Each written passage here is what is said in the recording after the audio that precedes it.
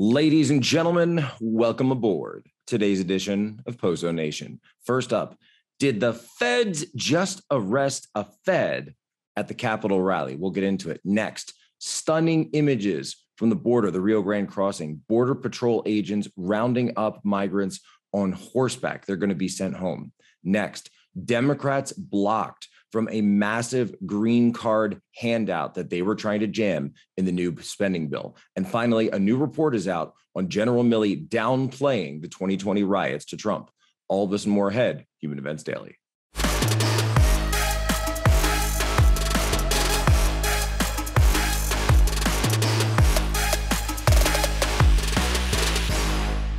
So this past weekend, there was a rally held in Washington, D.C. at the Capitol. It was held by a group that was supporting the people that are still locked up over January 6th. And so the event was held by people that wanted to support them. They said it was going to be peaceful. They wanted people to come out. Pretty much everybody looked at this and said, you know what? I don't want to get involved with something like that. It just doesn't seem like the right time. And we know it's going to be crawling with who? Two groups, media and feds. So the first up, there was this image that popped out of these guys in jorts and, designer shirts, and they're all wearing the same watch. And the one guy has black dress shorts up, and pretty much everybody's looking at this and going, yep, bunch of feds. Look at them, all feds, right? So we don't know for sure, but we got to pay attention to that, of course. The thing we were told was a national headline, and yet nothing happened that day. But actually, wait, no, one thing did happen. Somebody was arrested there. Who was it? What happened? And we're told, if you go to Capitol Police Twitter, they said that the man arrested had a gun. Okay, that's actually serious. So what's going on? Fortunately for the public, Ford Fisher, an award-winning documentarian and journalist, was on the scene and he captured the footage. Let's take a look. Yeah.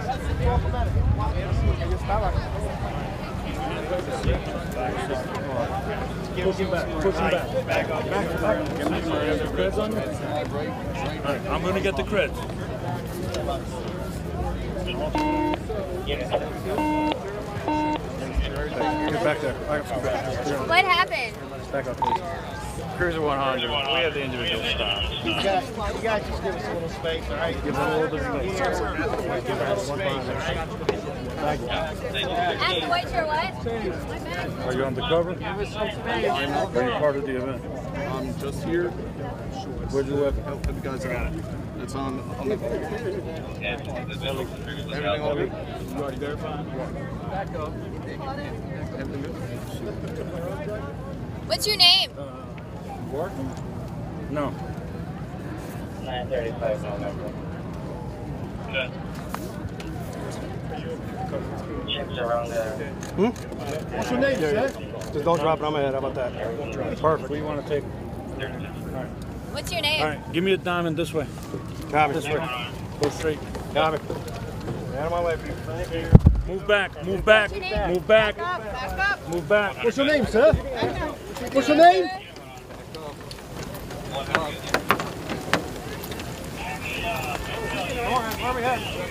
Right to the pad. So as we're watching this thing, we have to ask ourselves, did the feds just arrest a Fed at the Justice for J6 rally? Now, we don't know what's going on here. We need to get more information. But I think the overall narrative that so many people have been talking about this thing has really come out. But I want to point out something that's more, I think, indicative of what's going on here. The fact that these types of rallies can no longer go on in the United States Capitol in Washington, D.C., means that there has been a chilling effect on conservatives using their First Amendment in Washington.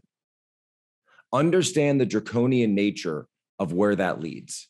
Now, there have been rallies and events outside of Washington, and those have been great and those have been perfectly safe. But I want people to understand that there is now a pervading sense that if you go to Washington, D.C. as a conservative to hold a rally in your nation's capital, you are going to be looked at as a criminal. You are going to be looked at as the potential next Timothy McVeigh. and you are going to have all of the federal attention and the media totally squared on you. There were more police, law enforcement, feds, and media there than there were actual people attending the rally. And of course, the feds were way more interested in this than they were on keeping an eye on Brian Laundrie, the former boyfriend of Gabby Petito, who was just found in the Grand Teton National Park.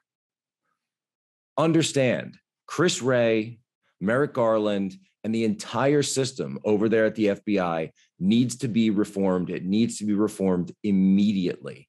This organization's priorities are completely insane. Just talk to any of the members of the U.S. Olympics gymnastics team, because they just held a massive hearing about this entire thing. This is not just coming from the conservatives. So feds, get your act together, and possibly we should look at breaking it up. Stay tuned. We got more coming up. Folks, these images that we're seeing coming out of the Del Rio, Texas, and the Rio Grande area border region are horrific. I don't know how else to explain this. Not only is it a humanitarian crisis, and our heart goes out to the people that are involved in this thing, but we also have to figure out, what are we doing as a country? Why are we allowing this to happen on our border? Who was it that made this decision? Why is this going on? And we're now seeing images, and the guys are going to play it now. Border agents on horseback are trying their best to just be able to go and essentially round up, some of the migrants that are coming across. This is what's going on. I don't know if AOC has seen this yet, but we'll have to get her take on it when she's done, wearing her fancy dresses for the Met Gala. But folks, this is not any way to run a serious country. You have to understand that a serious country has serious borders. We have to know who is here. We have to know who's coming across. And by the way, the inhumane conditions that people are being kept in under there, it's completely unsanitary. We have no idea. Keep in mind, there's still a virus going on out there. If you've got people that are stuck in one of these environments, right? Unsanitary, a lot of people staying together, that is a perfect condition for an outbreak. And they're talking about 15,000 people congregated under a bridge because there's nowhere else to put them right now. Now they're saying that 8 flights a day are scheduled to deal with the crisis. And so hopefully that's what's going on. Hopefully that's not one of these other Biden administration things where they say something's going on and then it doesn't. We just had 100,000 come out of Afghanistan. Surely 15,000 from Texas to Haiti shouldn't be that hard. But I want to play some videos of what's coming out so you understand what's actually happening on the ground. This comes from Bill Malugan over at Fox. All right, guys, what you're looking at right now is the U.S. side of the Rio Grande. That is a mass of several hundred illegal immigrants who have just crossed the Rio Grande. And look at this, several hundred more streaming across as we speak. We're on a boat in the Rio Grande. This is the Mexican side of the river right now. You can see it's a never-ending stream. Hundreds of people crossing the Rio Grande basically every hour. And they're heading over to the International Bridge, which you can see in the background. Look at that mass of people. This is why the situation under the bridge continues to deteriorate. This is insane. The federal government has to wake up. Oh, you're right. I'm just going to read now from the Daily Mail headlines as you look at some of this footage. More than 300 Haitians returned to their homeland on Saturday after being deported from the United States border, where nearly 15,000 migrants set up camp as they waited to enter the country. More than half of the 327 Haitians that were deported on Sunday were under the age of 5 and were born abroad as their parents traveled to South and Central America before coming to the United States. They said they were forced to sleep on the floor with plastic tarps as they were being processed. One official said the Department of Homeland Security would likely send 5 to 8 flights of migrants out per day, starting on Sunday, while another expects no more than 2 a day. The plan also includes increasing the number of Border Patrol in the area by sending 400 agents and officers by Monday morning and more if necessary. This is crazy. Haitian migrants are using a dam to cross into and from the US and staying shaded near a bridge. Del Rio Mayor Bruno Lozano said on Saturday that there were 14,534 immigrants at the camp under the bridge. And I do have a little issue with Daily Mail right there, the choice of the word immigrant. The word immigrant denotes that you are coming through a process, that you are going through a legal process of entering a country legally for the purpose of coming there and settling your family, right? That's not what we're talking about here. We're talking about people coming across dams, coming across rivers, bringing babies across. This is a very harrowing trek. This is not something that you'd want to suggest that anybody should do. And I want to remind everybody that this is being done because of policy. We talked about it last week. When you have a government that says the door is essentially the back door is open, come on in. And even though we have laws against it, we're not going to enforce them. What do you think is going to happen? What do you think is going to happen for people when they're coming from Haiti, when they're coming from South Central America, et cetera? They want a better life. We get that. But we also get that that's not the way to run our country. That's not the best option for them, by the way, because when you come into the US, then you're let loose on this honor system. We have no idea who's coming in. We have no idea what we're tracking. And the conditions that they're being held in are the perfect soup, the perfect recipe for a COVID outbreak that could potentially be deadly to them and the border agents that are dealing with this. You got to stop it, folks. You got to stop it. Stay tuned. We'll be right back with a new breaking story. So here at Human Events Daily, we have a phrase, and I want to share that phrase with you. I know I said it before. I'm going to say it again. Folks, be good, be brief, be gone. It's what I was taught in the U.S. military, in the U.S. intelligence community. That's what we're doing here. 5 6-minute segments. The whole thing is about 20 plus minutes. That's all we need, because we are going to give you the most high impact stories, the analysis that you need, the bottom line up front. So then you can be empowered to be the influence agent. Go there, share out this podcast. Thank you so much to everyone, by the way, who subscribed, who shared this thing last week. We hit #1 on Apple Podcast for politics. It was incredible. Had no idea that was going to happen the first week right out of the gate. So God bless you so much. But we are going to keep going, and you need to keep sharing this out with everybody. Share it with your normie friends, because this is how we get the information across. This is information and analysis paired up, none of the fluff, none of the noise. We are going straight to the heart of the matter. The Senate parliamentarian has killed a Democrat bid. They were blocked. What were they trying to do? Shoehorn 8 million green cards, a massive amnesty deal, into this $3.5 trillion spending bill. They were trying to essentially give out these green cards to millions and millions of people without actually putting it in and this is what they do, right? You understand? They don't put this up as a law by itself, because they know that for a lot of the moderate Democrats out there, this is just basic politics, right? For a lot of the moderate Democrats out there, they're representing places like, if you look at Sinema in Arizona, Manchin in West Virginia, of course, they are so much influence right now because the Democrats only hold a very slim control of the Senate, right? They have that 50+1 with Kamala Harris. So if you have a moderate Democrat, they are not going to go on board with this stuff. So what were they trying to do? Well, they were trying to put it into the spending package. So they were going to say, if you support the spending package, well, you have to support this. It's known as tacking on a rider. It's essentially putting in something to a bill that may have been, by the way, well, there's another phrase out there called poison pill, but that's not exactly what this is. So this was blocked by the Senate parliamentarian, Elizabeth McDonough, and it's referred to as a significant blow to Democrats' path to citizenship scheme. That's according to NBC. Her guidance, listen to that. I want you to listen to exactly what she said, the words that were used. The Democrat plan doesn't meet the strict rules on what can be in the spending bill, and called the plan by any standard a broad new immigration policy. The policy changes of this proposal far outweigh the budgetary impact scored to it, and it is not appropriate for inclusion in reconciliation, she wrote.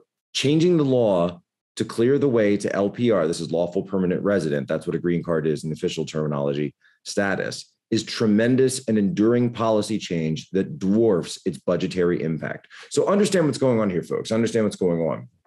They were trying to cram in something into a spending bill that should have been its own standalone law. This is a broad, sweeping policy. And now, of those 8 million, I want you to understand, and I'm going to go down here and explain the people that they were trying to include in this bill. It was going to target a pathway to citizenship for who? The DACA recipients, the dreamers, farm workers, essential workers. So these sort of these guest worker programs, and then also recipients of temporary protected status. It was going to be a huge, huge step going completely beyond where anyone has talked about in having an actual amnesty debate. There wasn't going to be a debate. They were trying to make this a rule and cram this thing in, and they were blocked. And by the way, they weren't blocked by the Republicans. They were blocked by the Senate parliamentarian because they were breaking the rules of the Senate. You can't do that. You can't just shoehorn in something this massive. So my kudos, by the way, my kudos go to the Senate parliamentarian for standing up for the rule of law at a situation like this. Amnesty of any sort, certainly amnesty for 8 million people, giving them straight up green card status. Obviously a major policy, and the American people deserve that to be put up to a debate. But for some reason, the left doesn't like to have debate. They want to shut down debate. They want to shoehorn things in the middle of the night, and they don't want you to know what they're up to. So we've been talking all week about this new Woodward book, and specifically what's coming out about General Milley, or as I like to call him, General Milley. Now we've got new reporting out of this book that General Milley tried to downplay the 2020 BLM and Antifa riots in an effort to prevent Trump from invoking the Insurrection Act, argued that they were mainly centered around the use of spray paint. You know, this is incredible because in my book, Antifa Inside the Black Bloc, which came out last year, I was reporting conversations that took place between Trump and Chris Wray that were very much along these exact same lines, where Chris Wray did everything he could to downplay Antifa, to downplay the riots, say it's not that big of a deal, it's not that important, it's not crazy. Now listen to what apparently Milley was saying, according to the new book. Despite the violent demonstrations quickly spreading across the country, Milley continued to insist that they had only impacted 2 cities and were relatively sedate, echoing CNN's ludicrous, fiery but mostly peaceful description of the riots. They use spray paint, Mr. President. That's not an insurrection. We're a country of 330 million people. You got these penny packet protests. He apparently went on to tell Trump that most of the riots only involved around 300 people, and they paled in significance to the 68 Washington riots caused by the assassination of MLK and the Battle of Fort Sumter in 1861, which started the Civil War. Let's do a quick POSO check on this. The riots took days to spread virtually to every major city in the country. There was looting, arson, violent attacks, Molotov cocktails, shootings. It caused $2 billion in property damage, dozens of deaths, 17,000 arrests, thousands of police officers were injured. In the city of Seattle, armed militants took over part of the city, General. They took over part of an American city, sir. But you didn't want Trump to invoke the Insurrection Act. You didn't want anything to hurt your precious little narrative. And it just seems like he's trying to protect this narrative. This leads us to what? This leads, same mentality, leads us up to what happened on January 6th. And I reported this all the way back in February, in January. It's in the book. Vanity Fair had it as well, that the Secretary of Defense admitted that Trump ordered 10,000 National Guard troops to be stood up for security deployed on January 6th. Trump said according to Miller, you're going to need 10,000 people. No, I'm not talking BS. He said it. And he said, well, someone's going to have to ask for it, meaning who? The speaker. And then Trump said, you do what you need to do. You do what you need to do. You're going to need 10,000. Sleep on that. Sleep on that with your MyPillow at mypillow.com. Folks, seriously, Milley is a joke, and he is entirely a tool of the system. You need to understand this. He didn't get where he got because of merit. He got where he currently is, because he played the inside game. He did what he was told better than anybody else, and he was rewarded for it. Like a mouse with the pellet. Get the pellet, just get the pellet, just get the pellet. That's what we're doing here, folks. High impact analysis, Human Events Daily. Folks, that's all the time we have here at HN Daily, where we are giving you the bottom line up front. Be good, be brief, be gone. Share this out, share it with your normie friends, be the influence agent.